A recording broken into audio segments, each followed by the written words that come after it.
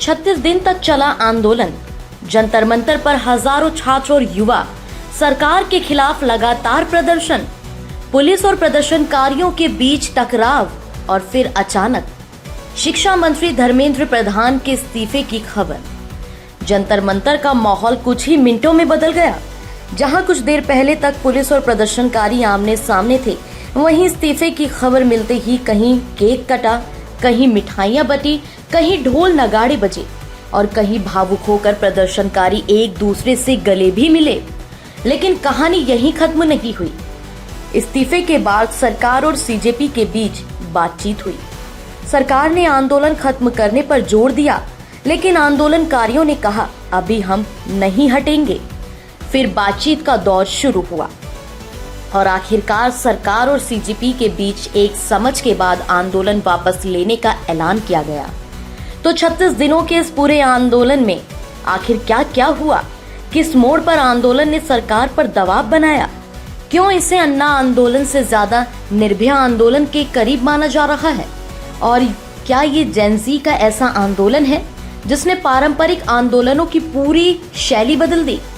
आज के इस खास बुलेटिन में आपको दिखाएंगे जंतर मंतर की पूरी कहानी, सुबह से लेकर रात तक का पूरा घटनाक्रम, आंदोलन की पूरी टाइमलाइन, प्रदर्शनकारियों की पहली प्रतिक्रिया, सरकार और आंदोलनकारियों के बीच बातचीत और ये भी कि अब युवाओं की इस आंदोलन से आगे की राजनीति और सरकार के सामने क्या नई चुनौती खड़ी हो सकती है।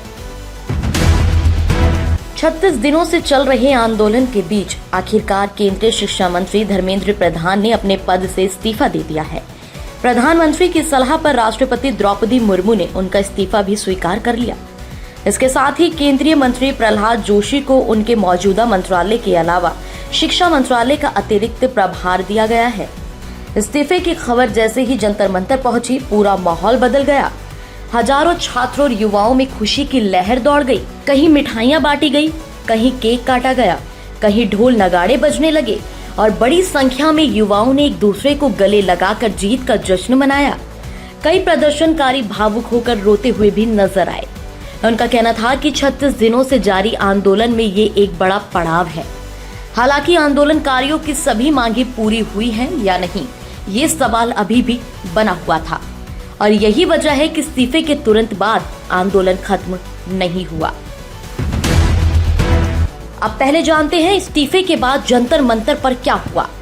तो बता दें कि इस्तीफे की घोषणा से करीब आधे घंटे पहले जंतर मंतर पर स्थिति तनावपूर्ण हो गई थी। पुलिस और प्रदर्शनकारियों के बीच कहासुनी हुई। प्रदर्शनकारियों की ओर से पुलिस की तरफ पानी की बोतलें फेंके जाने और नारेबाजी की बात सामने आई। स्थिति बिगड़ने पर पुलिस ने भीड़ को नियंत्रित करने के लिए आंसू गैस के गोले छोड़े। कुछ देर के लिए भगदड़ जैसी स्थिति भी बनी। भीड़ को पीछे हटाने की कोशिश की गई। काफी देर तक जंतर मंतर पर तनाव का माहौल रहा और इसी बीच शिक्षा मंत्री के इस्तीफे की खबर पहुंची। तनाव का माहौल अचानक जश्न में बदल गया। कुछ ही मिनटों में नारे बदल गए। आक्रोश की जगह खुशी दिखाई देने लगी और प्रदर्शन स्थल पर केक काटने और मिठाई बांटने का सिलसिला भी शुरू हो गया। अब जानते हैं इस्तीफे के बाद भी आंदोलन खत्म क्यों नहीं हुआ। तो आपको बता दें कि यही इस पूरे आंदोलन की सबसे बड़ी कहानी है। शिक्षा मंत्री के इस्तीफे के बावजूद सीजेपी के संस्थापक अभिजीत दीपके ने कहा कि आंदोलन अभी खत्म नहीं होगा। आंदोलनकारियों ने कई मांगे सामने रखी। पहली मांग जो है वो ये थी कि आंदोलन के दौरान आत्महत्या करने वाले छात्रों के परिवारों को 1 करोड़ रुपए का मुआवजा दिया जाए। दूसरी मांग 20 तारीख को प्रदर्शन के दौरान कथित तौर पर अभद्र और हिंसक व्यवहार करने वाले पुलिस अधिकारियों के खिलाफ कार्रवाई की जाए। आंदोलनकारियों का कहना था कि केवल मंत्री का इस्तीफा पर्याप्त नहीं है। उनके मुताबिक आंदोलन से जुड़े मामलों, पुलिस कार्रवाई और छात्रों से जुड़े मुद्दों पर भी सरकार को स्पष्ट फैसला लेना होगा। यानी जिस आंदोलन की शुरुआत शिक्षा और छात्रों के मुद्दों से हुई थी, वह अब जवाबदेही, पुलिस कार्रवाई और मुआवजे जैसे मुद्दों तक पहुंच चुका था। जिस आंदोलन की शुरुआत शिक्षा और छात्रों के मुद्दों से हुई थी, वह अब जवाबदेही, पुलिस कार्रवाई और मुआवजे जैसे मुद्दों तक पहुंच चुका था। लेकिन अब सवाल ये था कि क्या सरकार और आंदोलनकारी आमने सामने बने रहेंगे या इस्तीफे के बाद कोई रास्ता निकलेगा। इसी सवाल का जवाब तलाशने के लिए दोपहर बाद शुरू हुई सरकार और सीजेपी के बीच अहम बातचीत। शिक्षा मंत्री के इस्तीफे के बाद सरकार ने आंदोलन खत्म कराने की दिशा में बातचीत शुरू की। दोपहर करीब 3:30 पर सीजेपी के प्रतिनिधि मंडल और सरकार के बीच बातचीत हुई। सरकार की ओर से केंद्रीय मंत्री जेपी नड्डा ने कहा कि आंदोलनकारियों ने एक लिखित ड्राफ्ट दिया था। इस ड्राफ्ट में आंदोलन के दौरान दर्ज मामलों से जुड़े कई बिंदु शामिल थे। सरकार ने कहा कि एफआईआर की प्रतियां आंदोलनकारियों को दी जाएंगी। सरकार की ओर से ये भी कहा गया कि बदले की कार्रवाई नहीं की जाएगी। मुआवजे के सवाल पर सरकार ने कहा कि नियम और कानून के अनुसार जो संभव होगा वह किया जाएगा। सरकार ने आंदोलनकारियों के चार्टर की मांगों पर भी विचार करने की बात कही। इसके बाद सीजेपी के प्रमुख प्रवक्ता सौरभ दास ने कहा कि संगठन अच्छी नीयत के साथ आंदोलन वापस ले रहा है, लेकिन ये फैसला तय शर्तों और तय समय सीमा के भीतर कार्रवाई की उम्मीद के साथ लिया गया है। यानी आंदोलन वापस लेने का ऐलान जरूर हुआ, लेकिन अब इस पूरे समझौते की असली परीक्षा होगी। क्या सरकार तय समय सीमा में अपनी बातों पर आगे बढ़ती है? अब आपको बताते हैं कि ये आंदोलन 36 दिनों में किन किन पड़ावों से गुजरा है। पहला चरण, आंदोलन की शुरुआत। आंदोलन की शुरुआत छात्रों और युवाओं के मुद्दों को लेकर हुई। शुरुआत में प्रदर्शन सीमित संख्या में था, लेकिन धीरे धीरे इसमें प्रतियोगी परीक्षाओं की तैयारी कर रहे युवा, छात्र, अभिभावक और आम लोग जुड़ने लगे। दूसरा चरण, पहली बड़ी रैली। पहली बड़ी रैली के बाद आंदोलन को राष्ट्रीय स्तर पर ध्यान मिलने लगा। सोशल मीडिया पर वीडियो पोस्ट और लाइव प्रसारण तेजी से भी फैलने लगे। जंतर मंतर पर आने वाले लोगों की संख्या बढ़ती गई। तीसरा चरण, सरकार और आंदोलनकारियों के बीच बातचीत। तो बता दें कि आंदोलन के दबाव के बीच बातचीत की कोशिशें हुई, लेकिन कई मांगों पर सहमति नहीं बन सकी। चौथा चरण, पुलिस कार्रवाई और तनाव। प्रदर्शन के दौरान पुलिस और प्रदर्शनकारियों के बीच कई बार टकराव की स्थिति भी बनी थी। 20 तारीख की घटना ने आंदोलन को और ज्यादा आक्रामक मोड़ दिया। आंदोलनकारियों ने पुलिस कार्रवाई पर सवाल उठाए। दूसरी ओर पुलिस और सरकार की ओर से भी प्रदर्शन के दौरान हुई घटनाओं को लेकर अलग अलग दावे सामने आए। अब बात करते हैं पांचवें चरण की, तो छात्रों की आत्महत्या से जुड़ी घटनाएं। आंदोलन के दौरान छात्रों की आत्महत्या से जुड़ी घटनाओं ने पूरे मुद्दे को भावनात्मक और गंभीर बना दिया। इसके बाद मुआवजे और जवाबदेही की मांग आंदोलन का अहम हिस्सा बन गई। छठा चरण, देश भर में प्रदर्शन। सोशल मीडिया पर समर्थन बढ़ा। देश के अलग अलग हिस्सों से छात्र और युवा जंतर मंतर पहुंचने लगे। और फिर 36वें दिन आया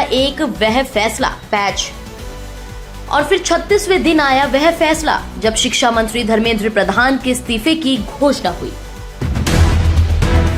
अब आते हैं सबसे बड़े सवाल पर। आखिर 36 दिनों तक चलने वाला ये आंदोलन सरकार पर दबाव बनाने में सफल कैसे हुआ? इसके पीछे कई कारण दिखाई देते हैं। पहला कारण, छात्रों की एकजुटता। आंदोलन किसी एक कॉलेज या एक शहर तक सीमित नहीं रहा। प्रतियोगी परीक्षा की तैयारी कर रहे युवाओं से लेकर नौकरी की तलाश कर रहे युवाओं तक बड़ी संख्या में लोग जुड़े। दूसरा कारण, सोशल मीडिया। इस आंदोलन की सबसे बड़ी ताकत सोशल मीडिया रही। हर दिन के प्रदर्शन के वीडियो, नारे, रील्स, मीम्स, लाइव स्ट्रीमिंग और ग्राउंड अपडेट लगातार ऑनलाइन पहुंचती रही। युवाओं ने आंदोलन को सिर्फ सड़क पर नहीं रखा, उन्होंने इसे डिजिटल प्लेटफॉर्म पर भी जारी रखा। तीसरा कारण, नए चेहरों की लगातार भागीदारी। ये आंदोलन केवल पुराने कार्यकर्ताओं का आंदोलन नहीं था। हर दिन नए चेहरे दिखाई देते थे। कई लोग पहली बार किसी आंदोलन में शामिल हुए। कुछ लोग अपने दोस्तों के साथ आए, कुछ सोशल मीडिया पोस्ट देखकर पहुंचे और कुछ दूर दराज के इलाकों से जंतर मंतर पहुंचे। चौथा कारण, जनता का समर्थन। आंदोलन में सिर्फ छात्र नहीं थे, अभिभावक, बुजुर्ग, महिलाएं और आम नागरिक भी समर्थन देने पहुंचे। अन्ना आंदोलन में मजबूत सांगठनिक और वैचारिक तैयारी दिखाई देती थी, लेकिन सीजेपी आंदोलन की शैली कुछ अलग रही। ये आंदोलन किसी पारंपरिक छात्र संगठन के मजबूत ढांचे पर पूरी तरह निर्भर नहीं था। इसके बजाय बड़ी संख्या में लोग अपनी व्यक्तिगत प्रेरणा से जुड़े। यही वजह है कि इसकी तुलना कई लोग निर्भया आंदोलन से करते हैं, जहां लोग किसी एक पारंपरिक संगठन के बुलावे पर नहीं, बल्कि मुद्दे से जुड़कर सड़कों पर आए थे। सीजेपी आंदोलन में भी हर दिन नए चेहरे दिखाई देते रहे। यही इसकी ताकत भी बनी और इसकी सबसे बड़ी चुनौती भी। जेन ज़ी का आंदोलन, विरोध का नया अंदाज। तो बता दें कि ये आंदोलन पारंपरिक आंदोलन से कई मायनों में अलग दिखाई दिया। ये सोशल मीडिया संगठन का एक बड़ा माध्यम था। Memes, reels, digital campaign, live video और ऑनलाइन समर्थन ने आंदोलन को लगातार सक्रिय बनाए रखा।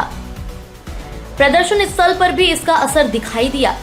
कहीं डीजे की धुन पर युवा नाचते नजर आए। नारेबाजी के साथ गीत और संगीत भी आंदोलन का हिस्सा बने।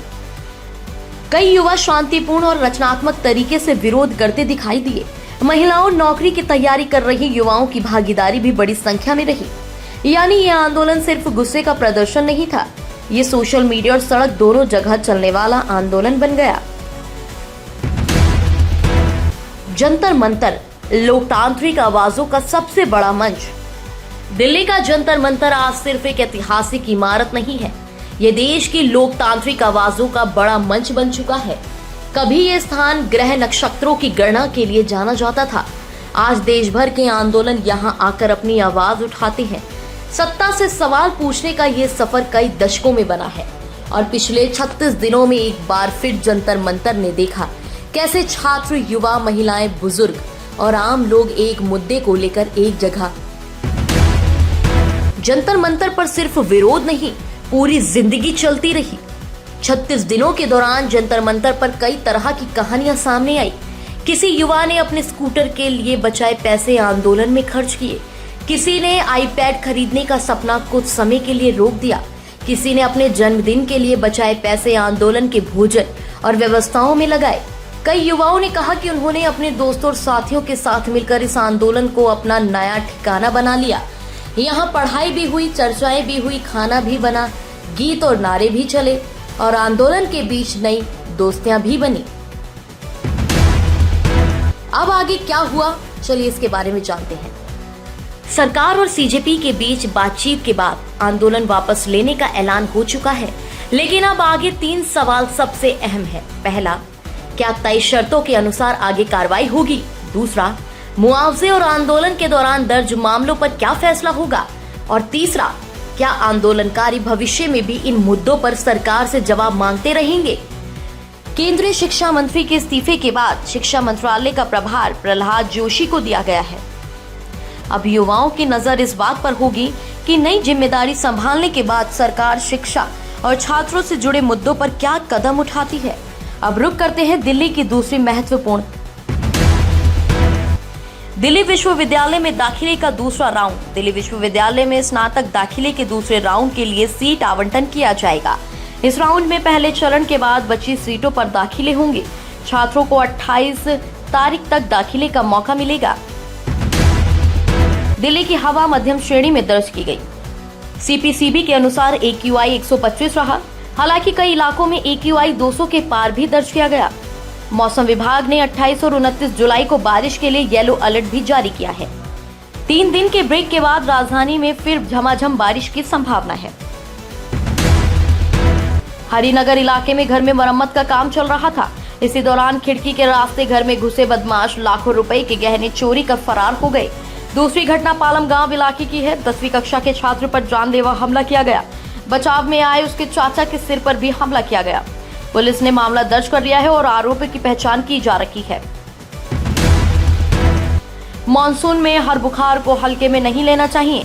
दूषित पानी और संक्रमित भोजन के कारण फूड पॉइजनिंग, गैस्ट्रोएंटेराइटिस, उल्टी, दस्त और पेट के संक्रमण के मामले बढ़ सकते हैं। अस्पतालों की ओपीडी में ऐसे मरीजों की संख्या बढ़ने लगी है।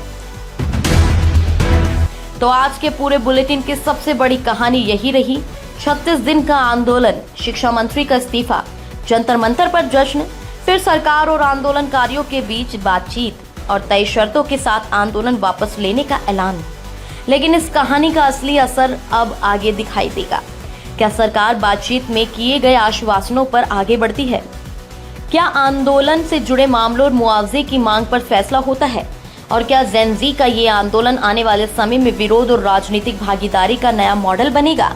इन सवालों के जवाब आने वाले दिनों में मिलेंगे। आपको क्या लगता है, क्या शिक्षा मंत्री का इस्तीफा इस आंदोलन की अंतिम जीत है या असली परीक्षा अब शुरू हुई है? अपनी राय कमेंट में जरूर लिखिए, अपनी राय कमेंट में जरूर बताएं। अगर आपको दिल्ली की बड़ी खबरें सिर्फ सुर्खियों में नहीं बल्कि पूरी कहानी, असर और संदर्भ के साथ समझना पसंद है तो चैनल को सब्सक्राइब कीजिए। वीडियो पसंद आया हो तो लाइक जरूर करें और इन्हें उन लोगों तक शेयर करें जिन्हें दिल्ली के राजनीति, प्रशासन और जनता से जुड़े मुद्दों की खबर चाहिए। मिलते हैं अगले बुलेटिन में, तब तक के लिए जुड़े रहिए हमारे साथ।